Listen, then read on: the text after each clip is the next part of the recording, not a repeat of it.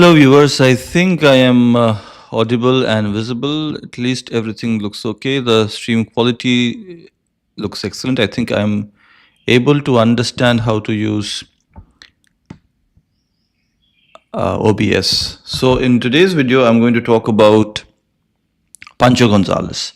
I've talked about Pancho Gonzales at length in a video which was, I think, chronologically 349 on this channel.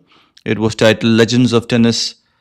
Pancho Gonzales, Richard Pancho Gonzales to be more precise. Now, what I want to talk about here essentially is a comment that I received on that video, because of that video, which I really found very insightful. So in this video, I'm just going to talk about that amazing comment, and this really makes creating content on YouTube worthwhile. Most people would create content on YouTube to get views, which would translate into money, and that would be a very profitable endeavor.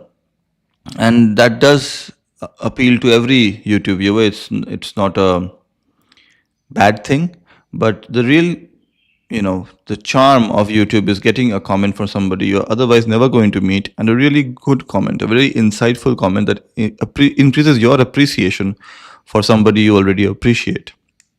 So I had made a video talking about Pancho Gonzales. Pancho Gonzales, for those who don't know, was an excellent tennis player from the United States of America.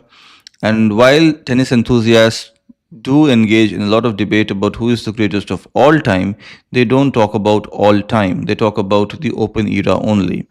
Because tennis was also played before the Open era, before the French Open of 1968, and the rules governing tennis were quite different. Specifically, the best tennis players were not allowed to compete in the best tennis tournaments. Consequently, the best tennis players could not win the best tennis tournaments, and if the best tennis players cannot win the best tennis tournaments, then the best tennis players often don't have the best records, the best statistics, and statistics are used to compare who is the greatest tennis player across different eras.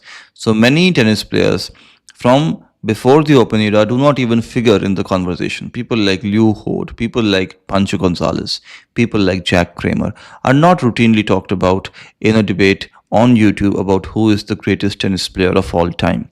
That is why I wanted to talk about Pancho Gonzales and other greats who I have talked about on this channel in my series Legends of Tennis. So video number 349, I talked about Richard Pancho Gonzales, and I got an excellent comment one day back on that video. So I want to read out that comment. It's fairly long, but it's very insightful. This is from somebody with the YouTube handle Norman Cohn U1M. And he says, and thank you for the comment, sir. It's an excellent comment. Good day, Pushpin. Excellent post on the great Pancho. Thank you. Definitely the greatest player to never win Wimbledon ahead of Ken Rosewall. A major contender to be the GOAT, that is greatest of all time. My hero is the immortal Rod Laver, but sadly I don't put him at number one simply because of his small stature.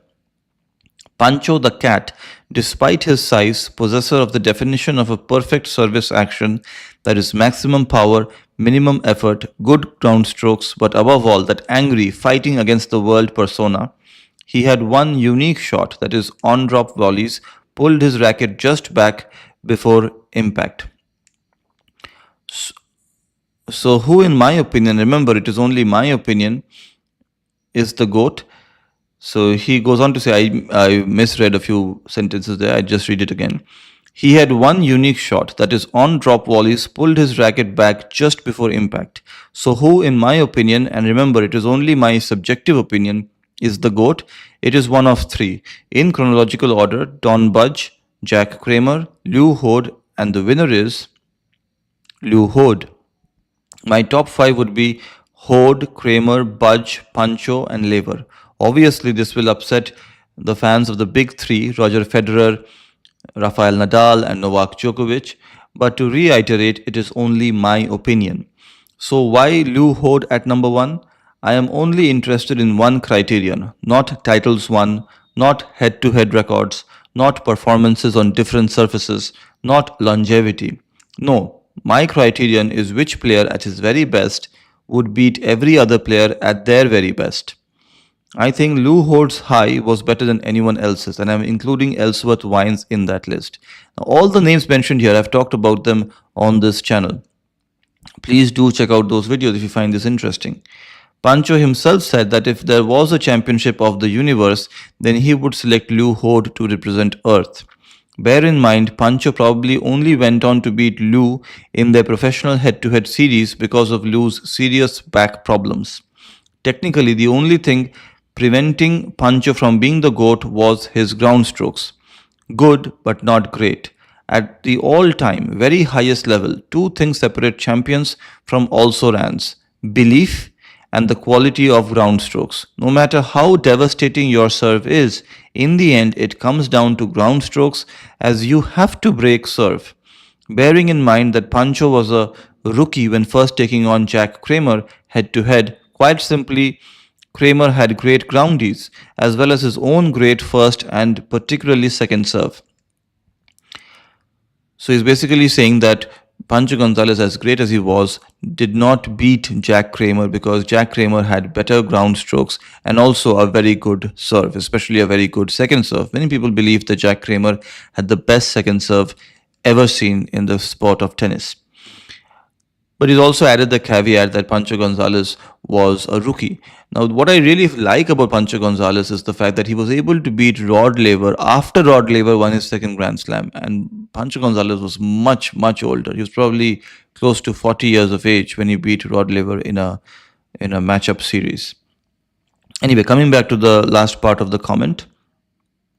And remember, during his series against Hoard, when he was trailing, he did an extraordinary thing. He changed from his hammer grip on his backhand to the orthodox Eastern backhand grip. That cannot have been easy or natural at first.